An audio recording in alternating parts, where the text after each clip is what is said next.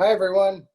It is just now 6 o'clock. We've got a handful of people that have joined. We're going to wait just a couple of minutes and let the balance of the people join us. I appreciate you all taking the time today to be a part of this. This is our first ever town hall, so I'm really excited. So just bear with us for just one moment, and we're going to get started very shortly. Thanks, everyone.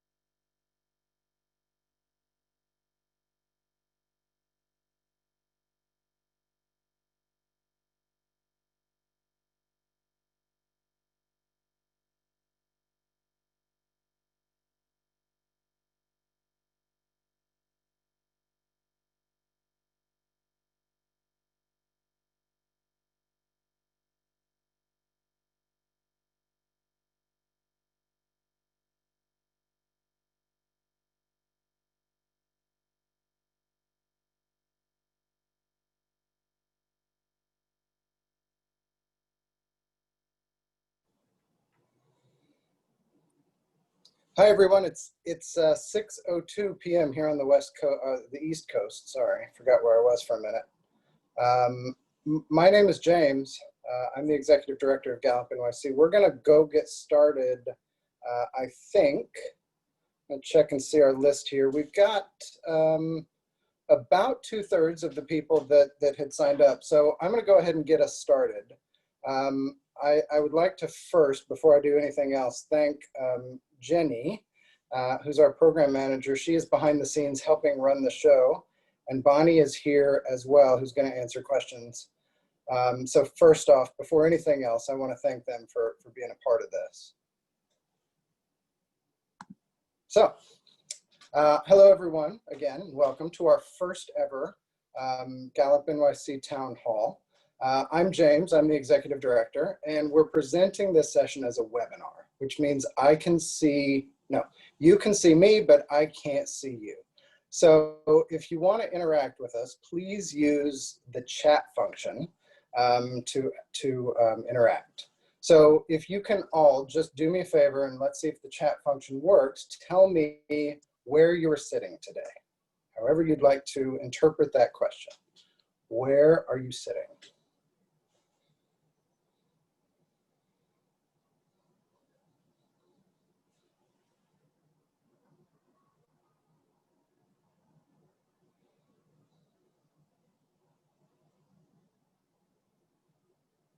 Harriman, on a cozy couch, excellent, very good.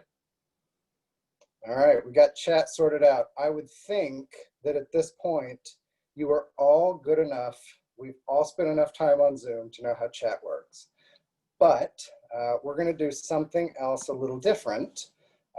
We are going to be using the Q&A function to ask questions.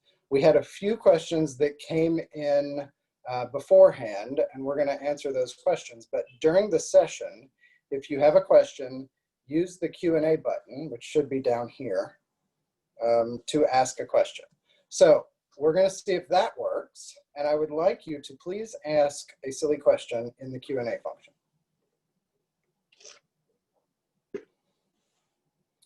And let's see if this works.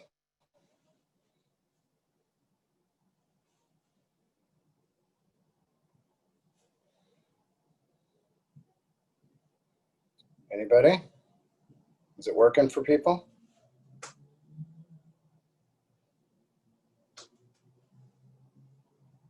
Yes, Brilliant. Those are excellent silly questions. Michael Ross, I have not shaved my face in about 5 years. So there's the answer to that question. All right. I want to say thanks first to all of you for asking questions. And we're going to do our best to address each one of those today. So, all right, why are we here? I use the word community all the time, and I think it's one of the best things about GallopNYC. We have a thriving group of people that ride, volunteer, donate, and just generally support us. And that community is stronger if everybody knows what's going on. This event, the one we're holding right now, is a chance for us to hear from you, and from you to hear from us, and hear a little bit about what's going on at the barns, what the current slate of programs looks like, an update on the horses. We're going to talk a little bit about the changes that have been brought about by COVID-19, and then what we're trying to do, what we're doing to keep our community safe. Finally, I'll answer your questions as well as possibly. So remember to use that Q&A button if you have a question. All right, so what's happening? I am proud to say that we are open, albeit in a limited way. We are at this moment offering riding lessons, both therapeutic riding and recreational riding, to everyone except those that need significant physical support. Independent riders have been happily riding since June 13th, and just after Labor Day, we started offering therapeutic riding lessons to those that need some physical support. Rather than support those riders with volunteers, we're asking parents or other members of their pod to physically support them. We have riders we have lessons, happening at 4 different places, our 4 regular locations: Forest Hills, Lindenwood, Brooklyn, and the Bronx. The bulk of our lessons, as ever, are happening in Howard Beach and Forest Hills, our own locations. In the Bronx, we have therapeutic riding happening, and we also have programs for veterans. And in Brooklyn, we're really limited. Right now, we're only offering hippotherapy, and we're only there 1 day a week. So at this moment, I want to ask Bonnie Perry, our program director, to talk a little bit about the specific programs and how those are happening. Bonnie? Thanks, James. And thanks everybody for being here. Like James says, we're really proud to say that we're back, and we're back to about 125 riders a week. And also we're very happy to say our whole therapeutic team is working again. All of our instructors that, you know, are in the city are working, and that's really great. In this time, we had the opportunity to sort of slow down and rethink programming.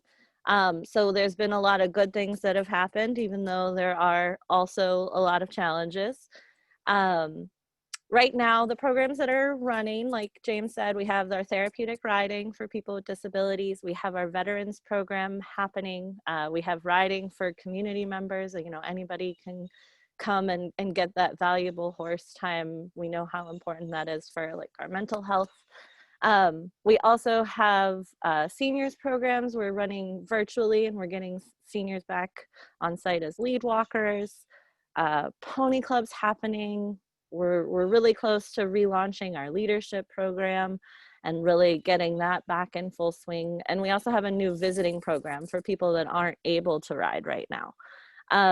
So it's busy as always, which is good. So like I said, there's a lot of benefits that have come from this time and the changes that we've had to make. We see a lot of individualized teaching happening because we're having private lessons only to minimize the number of people gathering. So, you know, we get to teach one-on-one, and that's great. The slower pace also just is less stressful for everyone, horses, people. So it's been really nice, the work that we've been able to do. We've also had time to work on sort of some of our internal systems for the program and make some improvements that we've talked about for a long time are actually happening. So that's really exciting as well. The challenge is the big one is scheduling, because we are limited. There's just only so many spots that we have right now, and our resources are limited. And so that's definitely a challenge. It's also a challenge to not be able to run group programs and to bring people together.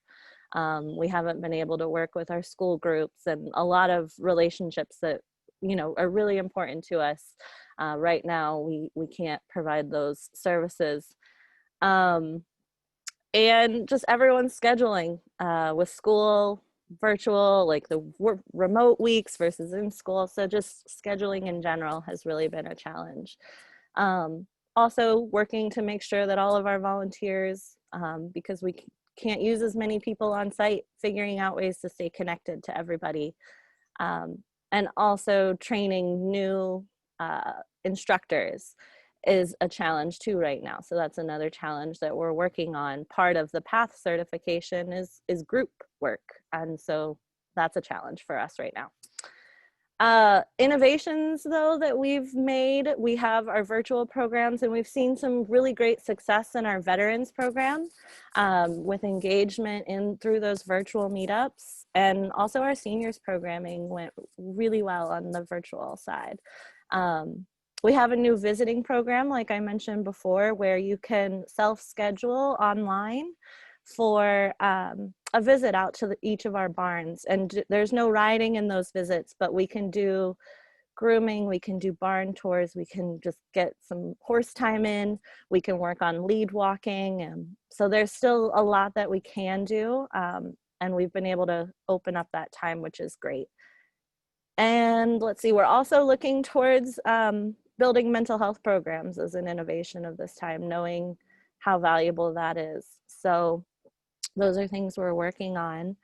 How to get involved right now. So we are riding. Like I said before, scheduling is a challenge. And so the wait list is also a challenge at right now as far as adding new riders. But the visiting program, like I said, is a great place for people to be able to still engage with us and come out to the barn and spend time. And also volunteer. So we are bringing you can volunteer in the barn. You can also lead walk for lessons. And then there's gonna be, you know, we're working on virtual ways to volunteer as well. So if you can't come out to the barn and still wanna help, we're building programs to be able to support that. So there's definitely still a lot that we get to do, and that's really great. And all of those things you can sign up on our website. You can find the visiting sign up there, the rider, you can sign up to ride as well as volunteers, and the virtual programs as well actually are on the website as well. So you can self-schedule for any virtual programs with us. And that's back to James.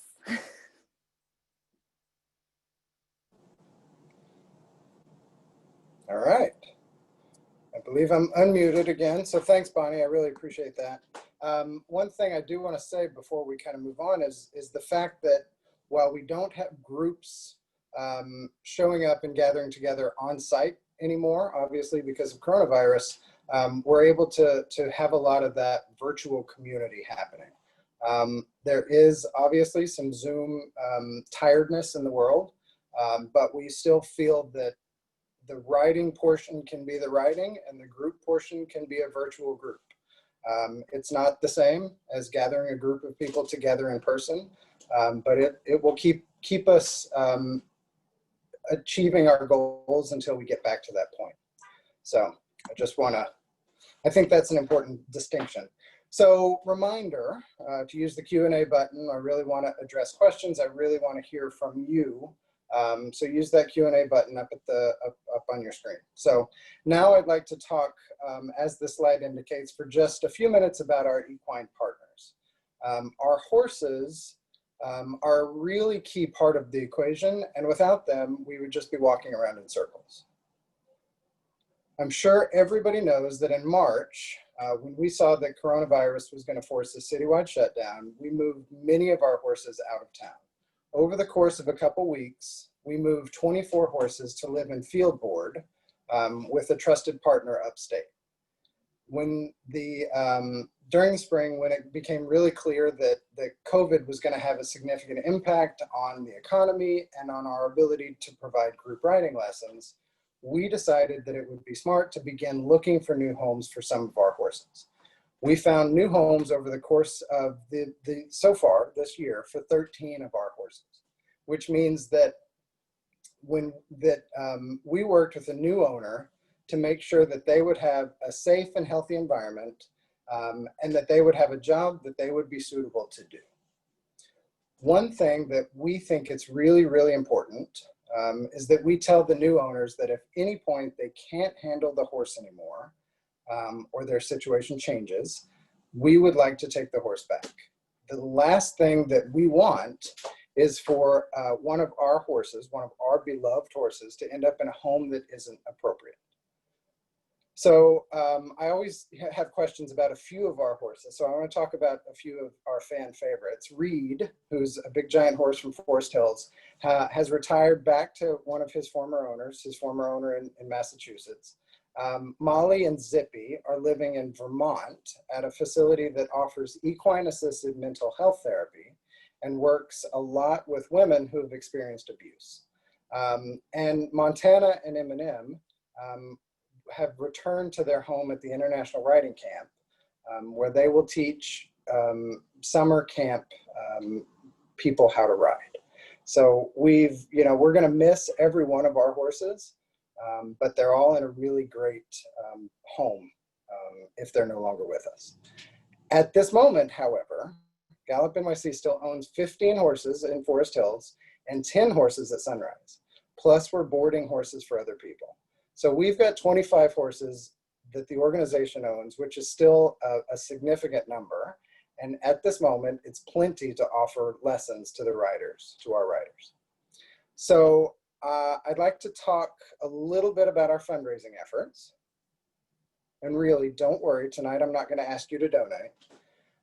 Though I hardly ever miss an opportunity to remind people that we're a nonprofit and we rely on the support of our donors to continue offering therapeutic life-changing therapeutic riding opportunities. I almost always do that. Tonight I won't. What I would like to do is talk a little bit about our fundraising efforts and why they're important. You would have to be living under a rock to not know that we just completed our spring fundraising event, the Barn Dance. I know, spring, because this event was originally scheduled for May, and like everything else that happened in the spring, it was affected by COVID-19. We postponed the event twice, and we were able to finally have it in September, virtually. Despite it being different from years past, we had a really, really good time. We met lots of new people, and we're already planning the next year's Barn Dance. We're gonna go back to the spring, so mark your calendar for May 13th. We're not exactly sure what it's gonna look like. We're not exactly sure of anything at this moment, but May 13th is gonna be the date, so put it on your calendar. We're about to kick off our annual appeal with a renewed focus on support for our horses, the Horse Care Fund, and support for our riders with the Rider Scholarship Fund. We're going to be telling a really, really simple story about how your support makes a difference in the life of a rider. We'll show how it's simple to support a horse with something like $15, right? So $15 buys 2 bales of hay, and we'll feed that horse for about 5 days. Or you support $55, and that little tiny amount of money for some people will support a lesson for a rider, right? That will pay for one lesson that can change that rider's life. So I've already said tonight I'm not going to ask you for a donation. So why am I telling you? Why am I telling you about our fundraising efforts? Because I want something else. I want something from each one of you. Each one of you now are members of our inner circle. If we were together at the barn, you would be watching from just inside the arena. Sorry, just outside the arena. You're the closest to the action. So what I'd like you to do is to share this with a friend. Tell some news, share this information, tell somebody how important our work is, and tell them about our the life-changing benefits that come from riding a horse. We can do a lot of things. We and our horses have a lot of ability to do things, but we can't do it alone. So that's what I'm going to ask you to do. All right, I'm going to pause for just a second here. I'm going to ask you to remember to use the Q&A button wherever it is. I don't know if it's down here or up here. It's somewhere. Use that button and ask questions, because we're going to try to answer as many of the questions as we can. If we don't get to all the questions, which we probably won't, we're going to compile them and we're going to send them out to everybody as well. All right. Now, I'm going to talk a little bit about COVID-19, how it's affected the organization, how it's affected the work that we do, and what we're doing to continue to provide our programs. I mentioned in the spring that we sent 25 of our horses out of town to spend their spring and summer in a field enjoying their vacation. Unfortunately, we were not able to offer the same generous vacation to all of our employees. We were, however, able to keep all of our full-time employees on staff and some of our barn staff as well. Since we had no lessons, we couldn't employ our instructors. The good news is that we now have offered employment to virtually all of our staff members. The number that we haven't offered employment to, 2, very small. We've made significant changes to operations at our barns in response to the dangers of COVID-19, and we're watching very carefully the changes that are happening in the world to try and make sure that we're keeping everybody as safe as possible.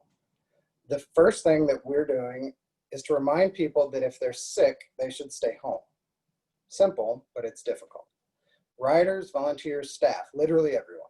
We've had a lot of staff members call out sick, way more than we've had in the past. And while each one of them has taken a COVID test, there have been no positives. I mention this because I'm really, really glad to see that people are taking care of themselves. I'm really, really happy that they're not coming to work when they're sick. I know it causes a problem for Bonnie. I know it's a challenge for instructor coverage, and sometimes we even have to cancel a lesson. But I, for one, am really, really pleased to see people not come to work when they're sick. A few other things that we're doing. We're screening everybody that comes onto site, temperature and symptom checks. We've added time between lessons to allow all the surfaces to be disinfected, saddle, reins, helmet, horse, everything. And that time between lessons also prevents too many people from being on site at once. We've removed volunteers from the sidewalking position. We're still using volunteers as lead walkers, but volunteers are no longer sidewalking. And we're requiring masks for everybody at the barn at all times. While it looks like I'm at the barn, I'm actually not. I know, shocking. All of the barn activities that are part of our programs are now, all group activities are being offered virtually. So a lot of changes, and over the past few weeks, we've really been watching the hotspots where the governor has mandated school closures and diminished activity. While none of our locations are in a red zone, Forest Hills is in a yellow zone, and Prospect Park is right on the line of an orange zone. So we've taken action to ensure that we don't have too many people coming on site with our riders, limit the number of people that are gathered, and we're watching the guidance from the city and the state very carefully and prepared to take whatever steps are mandated when it becomes necessary. In terms of lessons, while we used to work with about 400 riders each week, we're able to offer about 125 lessons a week now. You'll notice I didn't use the word only. It's a big accomplishment to be able to offer lessons to that many people in this environment, and I give our staff full credit for their hard work to make that happen. All of our lessons this moment are private lessons, that is one rider and one instructor, and we're seeing, and really what we're seeing is significant change in the ability levels of our riders. What that will lead to, we can't verify yet. We don't have numbers that will verify that, but my experience tells me that we're going to see a significant life skill goal increase in every one of our riders. We'll know a little bit more at the end of this term, at the end of the fall term, and we'll be able to sort of see that and quantify that. What we do is really, really simple, right? We teach horse riding and horsemanship skills to people, And though they're learning things like how to saddle their horse, how to use their reins, and how to use their legs to direct their horse, what they're actually learning is much, much more. They're learning how to plan ahead and expect that their horse, and plan ahead and understand what their horse is going to do. They're learning how to be patient with themselves and their horse. They're learning how to regulate their emotions, and they're learning how to be a leader. They're gaining fine and gross motor skills, balance, coordination, core strength, dexterity, and learning where their body is in space. And the brilliant thing about this whole thing is they just think they're riding a horse. It's so much more than that. It's literally life-changing. While COVID-19 has changed a lot of things in our lives, a lot of things, it has not changed riding a horse. It has not changed the benefits of riding a horse. And we're proud to be able to continue to offer those benefits to our riders. So at this moment, at 6:26, I'm going to pause and ask everybody to put in their questions. Use the Q&A button. There you go. I think it looks like that. Use the Q&A button. Bonnie is going to be the arbitrator of our questions, arbiter of our questions. So while you're answering whatever, or you're asking questions, I'm going to answer a couple that we got beforehand. So the first one, oh, actually, there was a question here about where this picture is. Somebody asked where this picture is. This picture is at sunrise. It's looking up the hill. That big tree is right on Conduit.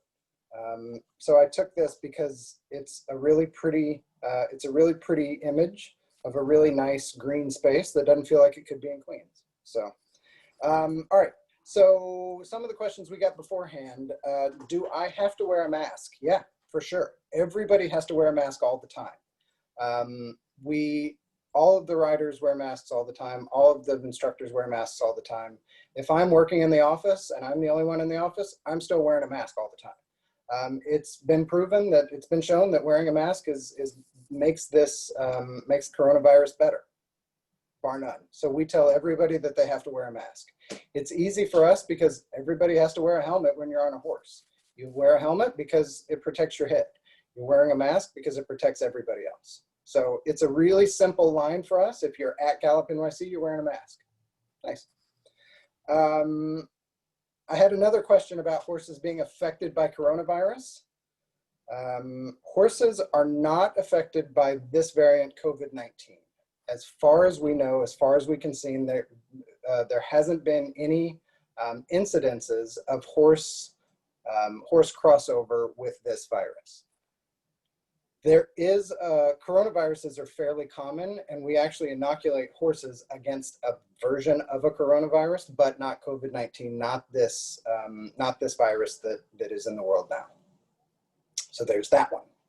And then there was also a question about moving indoors in wintertime. The answer is yes. We're going to move to our indoor location in the wintertime as soon as we can't work outside anymore. We are going to work outside as long as we can, as long as humanly possible. It's clear that being outside is safer than inside. And even though in our indoor arena, it's a big space, it's still indoors. So we're going to work at our outdoor locations as long as we possibly can. The indoor location in Forest Hills, we're going to, even when it's cold, we're going to keep the windows open so we have increased airflow. We're always going to have the door open so we have increased airflow. And we're going to minimize the number of people in that space. So even though that's a big indoor space, it still feels indoor, and we're going to make sure that everybody feels safe. So we are moving indoors in the wintertime, but horses don't mind when it's cold. Our instructors don't mind when it's cold. We're all horse people. We're used to being out in the cold. So we're gonna keep going as long as we can. So Bonnie, do you want to start next one? Sure. So the next question is, do you have a horse that is 17 hands? We do. Mr. Big is 17 hands. I think he's the only one who's probably 17 hands. 17 hand horses are good for large riders. riders, good for tall riders. They're difficult in many cases for our volunteers to work with because they feel intimidating. So a really big, tall horse, even you know, the most accomplished horse person, when you're standing next to a horse and you only reach to, you know, half of his belly, it's sort of scary. So somebody who's never been around horses, it is a little bit of a challenge to put them with a 17-hand horse. So we have Mr. Big is a 17-hand horse. He's going to be around, but we don't have a lot because we want, we have to be approachable to everybody. All right, and then we have a question that says, I'm interested in equine assisted mental health. Will you take on novices with horses? All right. Do you want to answer? Do you want to talk about equine assisted mental health? Sure. So the short answer is yes. There's no horse experience needed for to participate in those kinds of programs. And then as far as like working in those kinds of programs, there's a horse specialist involved and a mental health specialist. So they actually work in partnership with each other. But all of those programs are generally unmounted on the ground, and it's sort of using the horse as a reflective like experience to then talk about with the mental health therapist. So yeah. That's great. We've never done mental health. We're really excited about the opportunity to do mental health. It's proven that horses are really, really effective at helping people to work through things that are happening in their lives. Horses are a really good mirror of what you're experiencing, and they show you, they tell you. That's why we use horses for leadership. That's why we use horses for our coaching programs. You know, we think that horses can do everything, and they can do a lot. So we're really, really excited about our mental health programs and beginning to bring this work to the people of New York City. It's going to be a long road to make it happen, but we're really excited about it. So, all right, the next question is, has Solar from the Bronx been rehomed? So yeah, Solar is one of our horses that we rent at Bronx Equestrian. So Solar is not one of our horses. So we rent him, we use him, all the work that we do at the Bronx Equestrian, we don't own those horses. So we rent those horses by the hour, right? Like a cab, and work there. So they're specially trained. We work with them, and we've trained them over time so that we can use them for therapeutic riding lessons. So I don't know if Solar's there now. I know Marcy, the owner of Bronx Equestrian, she moves horses in and out. So she puts them on pasture and then she brings them back to the Bronx Equestrian Center. So I'm not sure if he's there now at this moment or not. Bonnie, do you happen to know? I don't know, but I'll save this question. We'll find that out and we'll let you know for sure. But yeah. So I know Solar, he's a good guy. Mm-hmm. The next question is, I live in Manhattan, which is your best location? So I think that's probably about travel question, I would guess. I'll say it this way and then I'll let you answer the real way. All of the locations are awesome. They're all fantastic. You're going to love them all. The real answer is if you're coming via public transit, Forest Hills is probably the easiest to get to from Manhattan. Sunrise, which is where this beautiful image was taken, is also fairly easy on the A train. So both of our locations that we operate are pretty easy to get to via public transit. Bonnie, do you want to add anything there? No, I think you nailed it. All right. There's also kind of related question. Is there a facility off the Crossland or Linden Boulevard?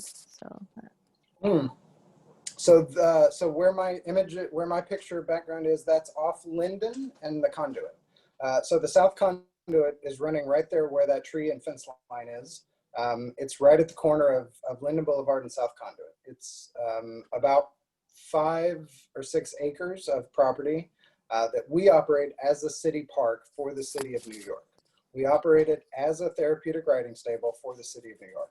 We're really proud to be operators of this facility for the city. So Linden Boulevard, it's a great place. You should go hang out there. All right. Next question is about Joker, returning to Sunrise. Update on Joker. So Joker, we asked Joker to go spend a little time out on the island. He's with one of our people who's doing a little training, a little retraining. So Joker was beginning to forget his ground manners a little bit. And so we asked one of our close people to spend some time with him, work on his retraining a little bit, and help him to be a little bit of a better horse for us. He was with us the entire spring, so he never spent time out of the city. So he's going to spend a few months right now out of the city, get a little break, get a little vacation, get a little retraining, and he'll come back, and we'll be excited to offer him time back. When is that going to happen? When it's ready, when he's ready. So I don't know exactly what the timetable looks like, but we'll bring him back when he's ready to. He's one of my favorites too, by the way, so he'll be back. All right. We have two questions about becoming an instructor in training and that process. Cool. Do you want to just take those straight away? Sure. So the way it works, a lot of people start as a volunteer. There's the other question is what's it like going from volunteer to instructor? So a lot of people are volunteers, though it's not necessarily a requirement. We have had people come to us with experience just ready to jump right in from other places. So with Path, it takes about a year for most people to go through the training process. And we find it takes 2 10-week terms with 2 different groups to sort of have all of the skills to go for certification. The certification process is quite intense through Path. There's a teaching portion as well as a riding portion. So things are changing there too, and it's a little unknown with everything with COVID, sort of what exactly that's going to look like. But basically, you train with us in our lessons under an instructor, and usually it's about a 3 to 5 hour a week commitment to be able to do that, and working with the same riders over time and also the volunteers.